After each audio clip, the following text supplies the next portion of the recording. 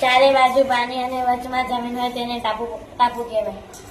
જેની ત્રણ બાજુ જમીન હોય, એક બાજુ પાણી હોય અને એક બાજુ પાણી. જ્યારે ત્રણ બાજુ પાણી હોય અને એક બાજુ જમીન હોય ત્યારે દ્વીપ હોય. જમીનનો જે લાંબો ભાગ છે તે બંને પાણીની વચ્ચે છે એને ભૂસી કહે.